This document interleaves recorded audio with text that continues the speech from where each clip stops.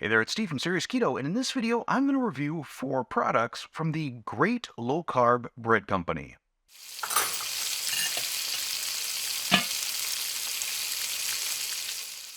I know I've been reviewing a lot of low carb or keto breads and bakery products lately, and many of them have been a little bit sketchy to potentially just a no-go in terms of whether or not they would be all right on a keto diet, especially if you're in weight loss phase or are concerned about your blood glucose. But I was recently approached by the Great Low Carb Bread Company who asked if they could send me a few products to try out. So I got out onto their website and I saw all of these wonderful looking products and that it's just a relatively small operation. I think there's only 3 people involved in this whole company. So I like the idea of a startup. I like that their ingredient lists are fairly short and are ingredients we're familiar with. There are some on some of these keto or low carb products that I don't know exist in nature. So what I'm going to be trying out in this video is their Paleo chocolate chunk cookie, their elbow macaroni, their plain bread, and their everything bagels. I'm going to start with the Paleo cookie just because it's the one I'm least interested in. It's also the most carby. Let's take a look at the ingredients and nutritional information. Serving size 1 cookie, 219 calories, total fat 19 grams, total protein 7 grams, total carbs 18 grams with 7 grams of dietary fiber and 9 grams of sugar alcohol. So if you're counting total carbs, this is probably awfully carby for you for a snack. If you're counting net carbs, 2 grams net carbs. Let's take a look at the ingredients.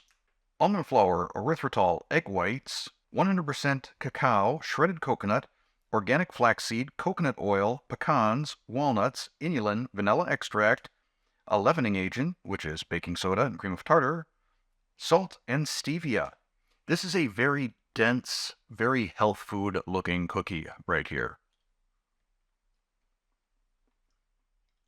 It also has the texture of a healthy cookie, for better or worse. It's not really chewy, it's not really crispy, it's not really soft. It's just sort of a dense mass of cookie. Flavor-wise, it's good. I like the cacao. It's not too sweet. There is a fair amount of coconut in there, so if you do not like coconut, you're not going to like this, both in terms of taste and texture on the coconut. Additionally, if you are sensitive to erythritol and the cooling effect that it can cause in your mouth, you're going to get that in this as well. For each of these products, I will consume a full serving and see what happens to my blood glucose, with the exception of the bread, which I will test the way I've tested every bread. I will have 2 slices of that, one plain, one toasted with butter. It's been a little over 2 hours since I ate that cookie, and now let's see what the results were on my blood glucose using a Dexcom G6 continuous glucose monitor and the levels analysis software. Excellent, a 10. So no impact at all on my blood glucose. In fact, my blood glucose has been going down throughout the day. I'm in a fasted state. This had no impact at all. Next up, we have the plain bread. Let's take a look at the nutritional information and ingredients. Serving size is 1 slice. Again, I will be having 2. 60 calories, 3 grams of total fat, 8 grams of total carbohydrates, of which 7 are dietary fiber for a net 1 gram, 7 grams of protein. In terms of ingredients, water, wheat protein isolate, wheat fiber, wheat gluten flour, modified wheat starch, olive oil, inulin, salt, yeast, and enzyme. So if you have an issue with wheat or gluten, this bread is not going to be for you. In terms of the bread itself, the slices are on the smaller side. I would say probably about the same as Kiss My Keto's bread. The tear on it is almost like a sourdough bread. The chew on it, also an awful lot like sourdough bread. Taste-wise, kind of lives up to its name as plain. So now I have a piece of this bread toasted with butter. And the first trip through the toaster, it came out pretty light compared to like the Sola bread, for example. The second time through, it looks almost like a Melba toast.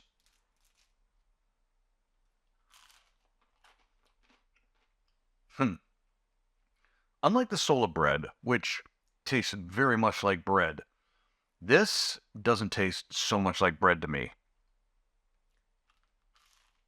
For as many ingredients that this has that are made from wheat, this does not have much of a wheat-like taste, if any.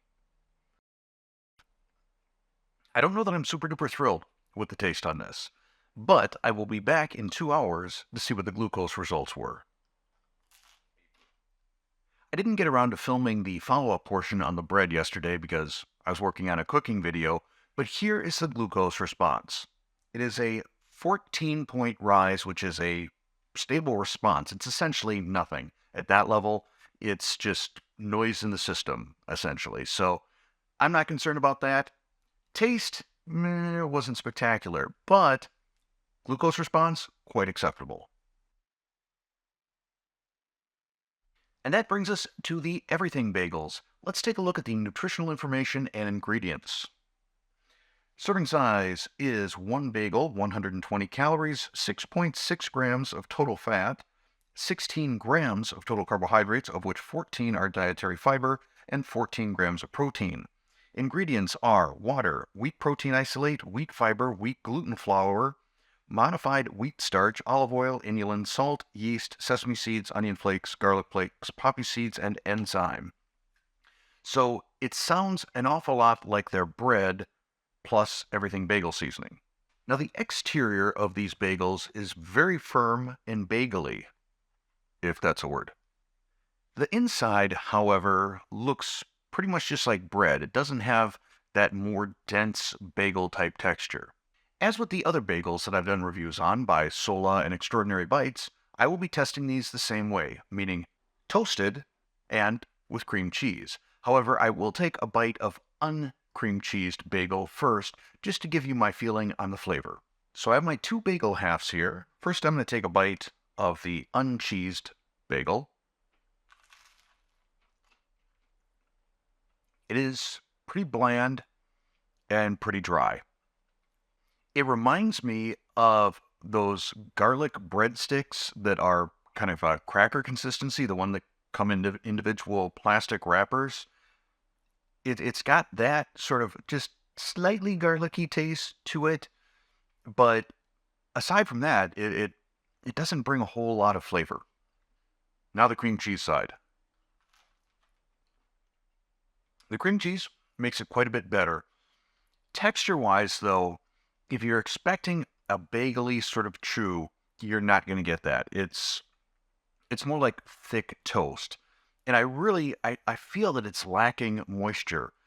Similar to the bread. I don't know if they need to add perhaps some additional oil or butter or something like that into their recipe, but it just the texture on this is terribly, terribly dry to me. But I'm going to finish this, be back in 2 hours with the blood glucose results.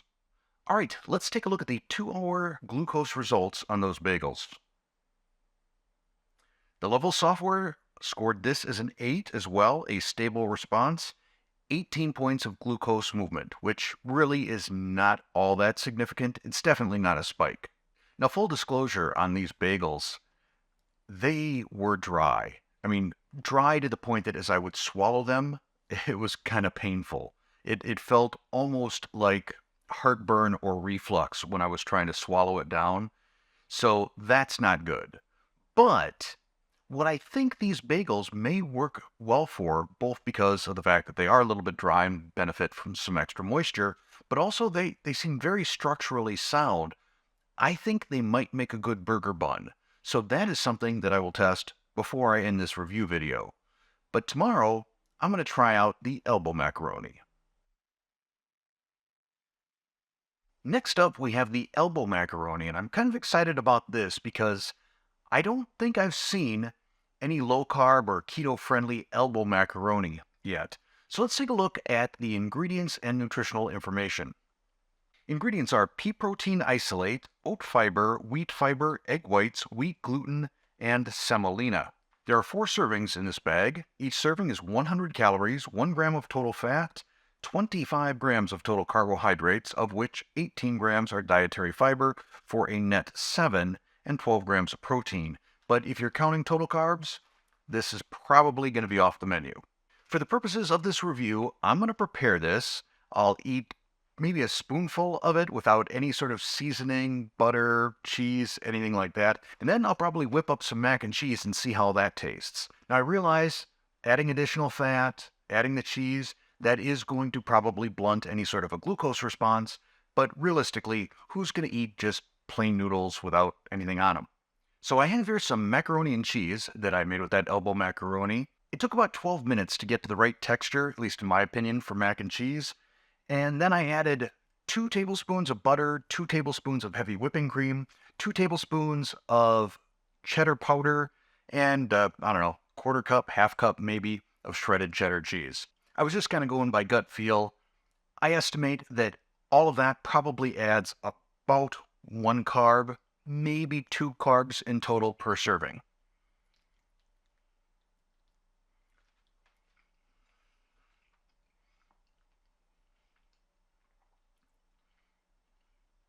That is not bad.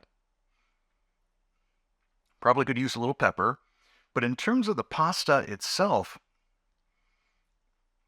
the texture, it's not quite as clean, for lack of a better word, as regular pasta. There is just a slight pastiness to it. I think if you've ever had chickpea flour or chickpea pasta, it's sort of like that a little bit. It's not off-putting at all. It's just a little bit different. The taste itself, pretty neutral. So you won't have to worry about the pasta having any sort of a earthy flavor or anything like that that might overpower a sauce. Yeah, on the whole, I approve of this pasta. What we're going to have to see, though, is how does my blood glucose respond over the next couple of hours. All right, let's take a look at the score for that mac and cheese. The level software scored it as a 7 or a gentle rise of 20 points. So, not horrible, not a spike, but clearly there was a little bit of a rise. Again, though, not a spike. Now, normally I would end the video right here. I would give you my summary of the 4 things that I tried, but I want to give the bread and the bagels another opportunity. For the bread, I'm going to either make French toast or a grilled cheese sandwich, maybe both. And for the bagel, I want to try that as a burger bun.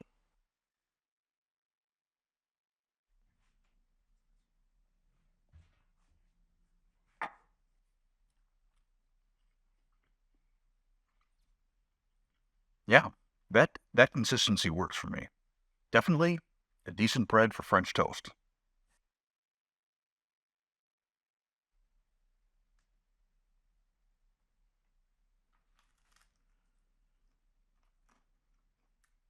Yeah, that works.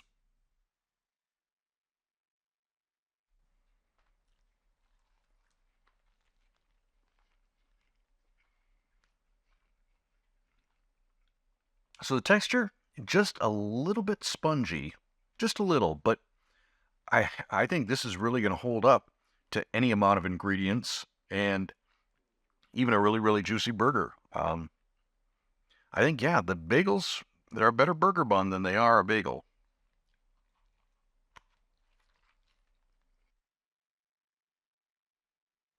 All right, it's summary time. First off, I am pleased across the board with the blood glucose response on all of these products. Very, very good. Anywhere from a stable response to just a gentle rise, but none of them spike my glucose. If, however, you are opposed to any ingredient that has the word wheat in it or gluten, then these products are not going to be for you. In terms of the individual products, first, the cookie. I really liked the cookie. I think I would have loved the cookie if they would have called it a bar instead of a cookie. Just because the texture of it reminded me a lot more of a bar. As it was, I didn't know quite what to think of it as a cookie. But if this were a keto bar, it would probably be one of my favorite keto bars. The plain white bread was just that. It was plain. It was not very good as a bread, in my opinion, not all that good as toast. But it really kind of came to life once you put it on a griddle, either making French toast or a grilled cheese sandwich. The one thing I think that it could really benefit from is a little bit of sourdough flavor. Because the texture is very much like sourdough, this could be a legit keto sourdough bread if they made that little tweak. I struggle with the everything bagels. They were not especially like a bagel, and I found the texture extremely dry, to the point that it hurt right through here when I would swallow it.